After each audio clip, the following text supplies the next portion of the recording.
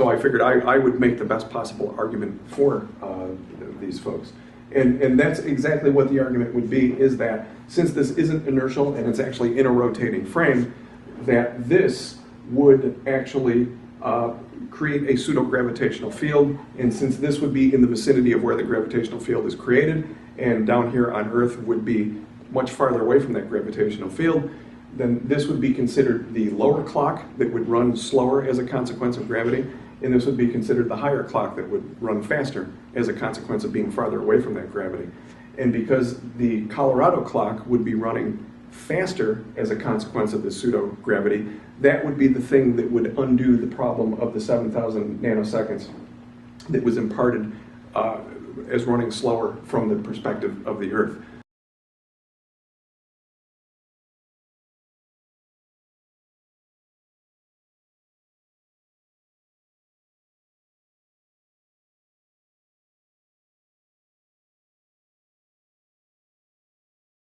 So interestingly, two different phenomenon are actually proposed to create an equal but opposite effect so that we can actually get a two-way syncing system.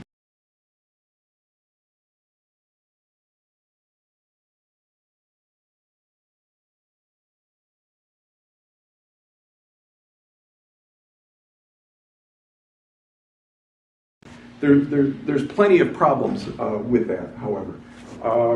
The first problem is that in a case like that, we'd have a hard time using this in its entirety because, like I said, this isn't really a true rotating frame. It's a satellite, and everything else, including the surface of the Earth, would not be in the same frame of rotation that the satellite is in. And the other big thing is that the surface of the Earth clocks, whether we're talking about the ground control stations or the GPS receivers inside of automobiles, they're actually not in dead center, in the center of the Earth, which would be the center of the circle here. We could look at this circle and say, you know, an overhead view, we'd have the satellite going here, and then the dead center of the circle would be the center of that circle for this rotating frame. But in this case, we're outside of the circle, technically about 25% outside of the circle. So we've actually moved off of the center, and it's my argument that this entire thing wouldn't apply.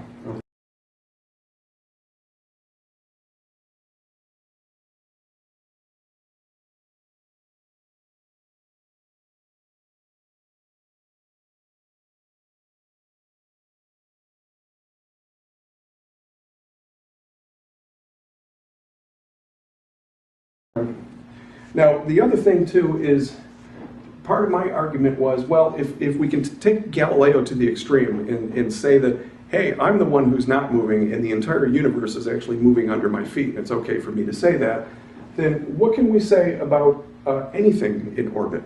For example, if we, instead of talking about a satellite orbiting the Earth, we could talk about the planet Uranus orbiting the Sun. And Uranus has an interesting orbit because it actually, unlike the moon, it doesn't have the same side facing the thing that it's orbiting all the time, but yet it's not rotating excessively in any one direction or the other. So it would be kind of like envisioning taking a compass needle on a tabletop and kind of having the compass needle orbit the center of the tabletop. It'll be going in a circular path around a particular center, but the needle will always be pointing in one direction. If you were to put a tiny camera on the end of that compass needle that would be facing north the entire time, and you rotated it around that center, whether it's a planet or whatever, then you could make the argument like Galileo made for linear motion, that it's just as valid to consider that center object rotating around that compass needle, because in the field of view of the camera on that needle, you would actually see that centerpiece in a state of rotation. So it's hard to believe that if you were to suddenly go from being the planet Uranus to just tidal locking like the moon and then staring straight at your center object the entire time and not rotating, that would drastically change the time dilation between those two objects. So that was kind of my thinking.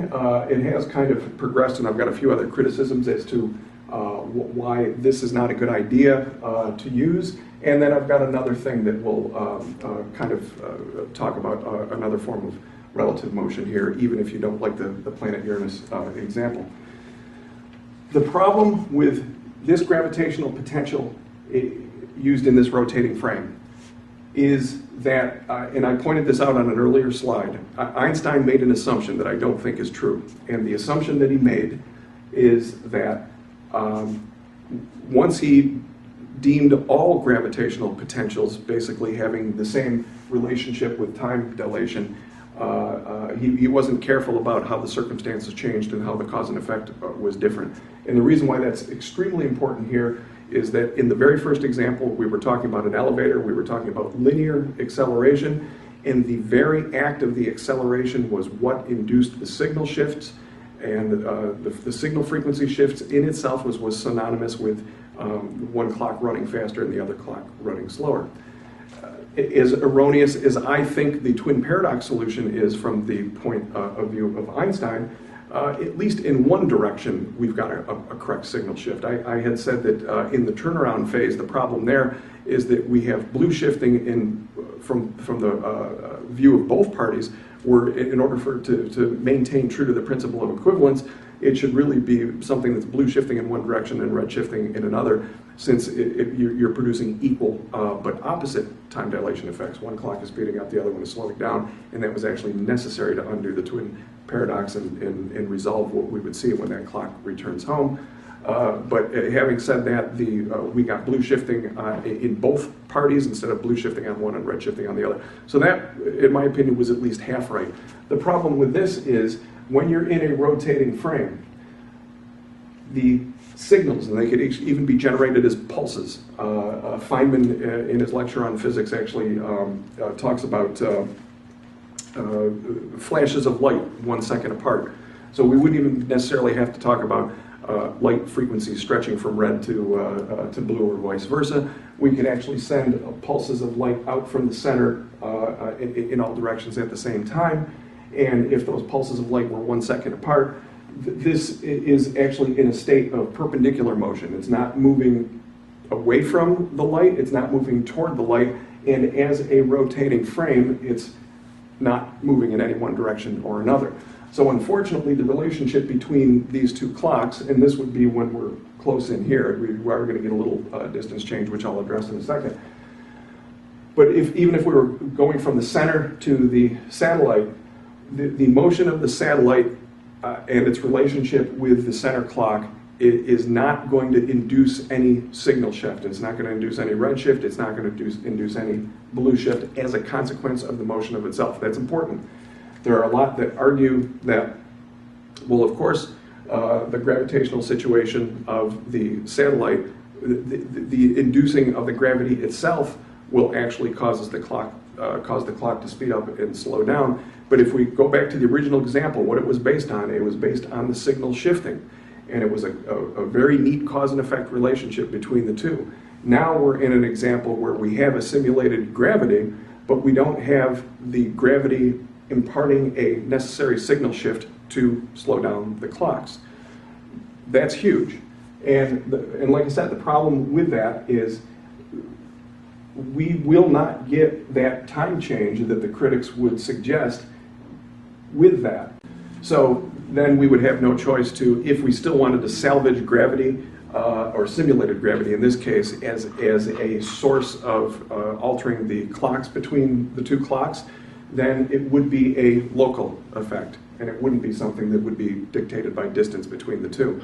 Problem is if we say that the gravitational effect on time is local, it's because of the actual gravity itself and some sort of material effect on that clock because it's experiencing gravity, well then, now we have to re-examine its inconsistency with the original 1911, because in our elevator example, the G values were actually the same on the floor and the ceiling of the elevator.